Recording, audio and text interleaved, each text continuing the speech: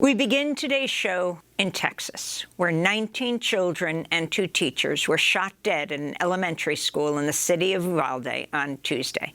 The attack on the Robb Elementary School was carried out by a teenager armed with guns he just bought on his 18th birthday. The gunman died in the attack. Earlier in the day on Tuesday, he shot and critically wounded his grandmother. Families have begun sharing the names of some of the victims. They include Xavier Lopez, 10 years old, Jose Flores, 10 years old, Uzziah Garcia, 9, Amerijo Garza, 10, Annabel Guadalupe Rodriguez, 10, and 2 fourth-grade teachers, Ava Morelos and Irma Garcia. Robb Elementary School is a school with about 600 students in just 3 grades, 2nd, 3rd, and 4th. The school is about 90% Latinx. Thursday was scheduled to be the last day of class for the year. The school district superintendent, Hal Harrell, spoke Tuesday. My heart was broken today. We're a small community, and we'll need your prayers to get us through this. Tuesday's attack was the deadliest elementary school shooting since the 2012 massacre at Sandy Hook in Connecticut, when a 20-year-old gunman killed 26 people, 20 of them children between the ages of 6 and 7. On Tuesday night, President Biden addressed the nation. As a nation, we have to ask, when in God's name are we going to stand up to the gun lobby? When in God's name we do what we all know in our gut needs to be done? The shooting in Uvalde came just 10 days after an 18-year-old self-described white supremacist attacked a grocery store in the heart of Buffalo's African-American community. He shot dead 10 people, all of whom were black. Many of them were grandmothers. On Tuesday, a funeral was held for 65-year-old Celestine Chaney. This comes as the National Rifle Association plans to host its annual meeting Friday in Houston, Texas, with more than 55,000 people set to attend and hear speeches by former President Trump and Republican Texas lawmakers, including Governor Greg Abbott and Senators Ted Cruz and John Cornyn. For more, we head to Texas, to the capital, Austin, to speak with Nicole Golden, Executive Director of Texas Gun Sense. Nicole, welcome to Democracy Now! On this horrific day. First of all, our condolences on the horror that has taken place in Uvalde. I mean, I was just saying this 10 days ago to the people of Buffalo. But if you can respond to what happened and the climate in Texas and what you think needs to happen. Yeah, I'll be honest. We're all barely hanging in there. It's nothing compared to what this community must be experiencing. I'm sitting here talking to you while I'm exhausted, and my own kids are getting ready for school. I have to compartmentalize what happened in order to do the work that I do. But it's so critically important. I've been involved in gun violence prevention in Texas for almost a decade. I have sat through brutal hearings at the state legislature. I have heard unbelievable arguments to our very sensible ask for common sense gun laws that most Texans support, laws that law enforcement supports, laws that are working to prevent gun violence in other states. But we have a political climate here that makes it such that it's been our work has basically been, shut down, but we're here for the long haul.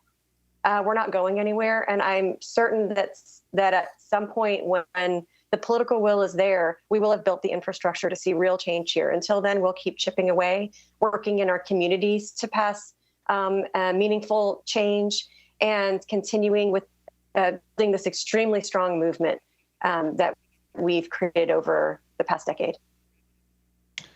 And Nicole Golden, Texas Attorney General Ken Paxton, only hours after this shooting, this horrific massacre that occurred, said that teachers should be armed as well. Your response?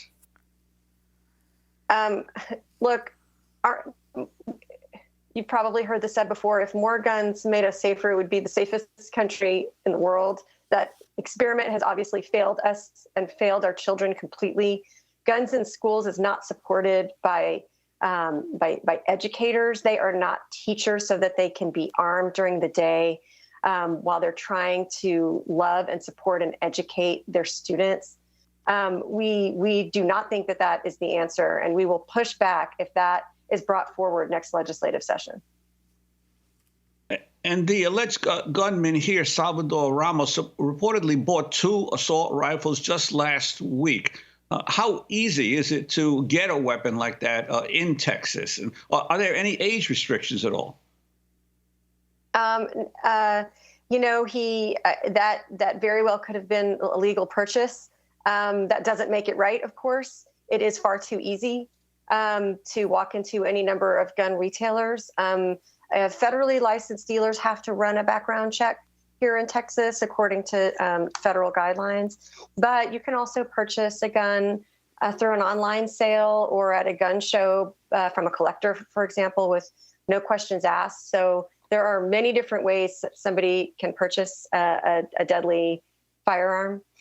Some states have closed their loopholes so that there's a background check required on every gun sale to prevent, we can't prevent every shooting, but we can definitely prevent some by trying to keep guns out of hands of potentially dangerous individuals. But that measure has not succeeded in Texas to close those loopholes, as well as other measures that we've tried to pass at the state level. Nicole Golden, the NRA is meeting on Friday in Houston. You have Cruz going to speak there. It's not only Paxton, but Cruz, too, decried Democrats for saying they're going to make this a political moment and call for gun control. This whole issue of the answer is to arm the teachers.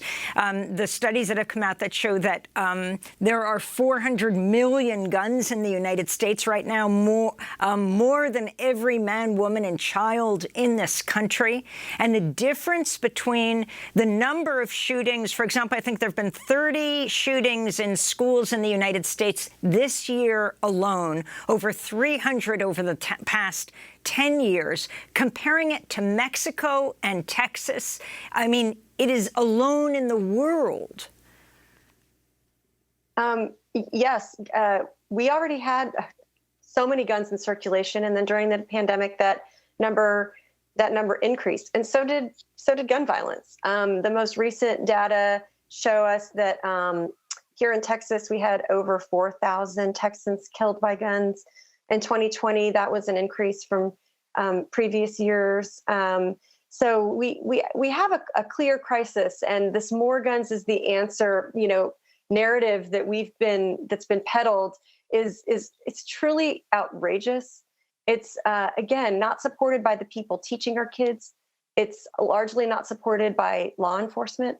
Last legislative session, when lawmakers removed requirements for training and licensing to carry a handgun in Texas, we stood side by side with people from major law enforcement associations, faith leaders, survivors, teachers. I can't name the full list, pleading to please not do this. The legislature passed it anyway.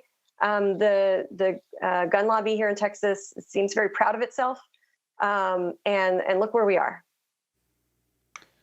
I wanted to ask you also about the gun lobby's efforts in recent years to market weapons, especially high-powered weapons, to children. They developed in recent years a version of the AR-15 assault rifle, the JR-15, the Junior 15, where they actually say, quote, "Our vision is to develop a line of shooting platforms that will safely help adults introduce children to the shooting sport." And this new JR-15 is supposedly built with ergonomics geared towards children. It's lighter than an adult version, at 2.2 pounds and 20% smaller. So there's an actual effort by the industry to market, and many of these shootings that we're seeing in recent years are being committed by 18, 19, 20-year-olds.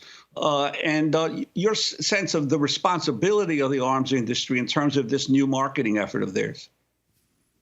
Yeah, I think not only is it shameful, and it's dangerous, and it's disturbing. But also, I really think that is not in line with what most voters think across this country and in Texas, regardless of your background politically or whether you're a gun owner or not. I don't think most people think that this extremist direction is reasonable. I think most people stand with us when we say, we need some reasonable guardrails on this. When it comes to, children and guns, I think there are families who can responsibly own guns, and if families choose to do that together, I think there's a way to do it that's safe. They have to lock up their guns safely. That should be mandatory. Everybody should be telling everybody to do it. Everyone should be asking when their kids go somewhere, are guns locked safely at your home? This is just the most simple way to prevent unintentional shootings and suicides, or guns being stolen or lost and then used in a crime. So safe gun storage has a huge role to play, and it is an adult's responsibility to do that. It is not a child's responsibility. I wanted to ask you about a race that's still not fully counted that happened yesterday in Texas. The incumbent anti-choice, pro-gun Henry Cuellar versus the progressive Jessica Cisneros. Responding to Tuesday's mass shooting, Congressmember Alexandria Ocasio-Cortez tweeted, quote, "On the day of mass shooting and weeks after news of Roe, Democratic Party leadership rallied for a pro-NRA, anti-choice incumbent under investigation in a close primary. Robocalls, fundraisers, all of it. Accountability isn't partisan. This was an utter failure of leadership," AOC said. I know you have to leave for another interview. Your thoughts? So we're a bipartisan organization. We're proud of that because people join us, from a variety of backgrounds, and we all stand together with one strong voice on the need for gun violence prevention strategies in Texas. I can't really comment on specific races except to tell you that I do think that Texans and voters across the country are going to be looking for leaders who can lead us into a safer direction. And I think people should continue to push that message in their campaigns, and that voters should be paying attention because we know we can't go on like this.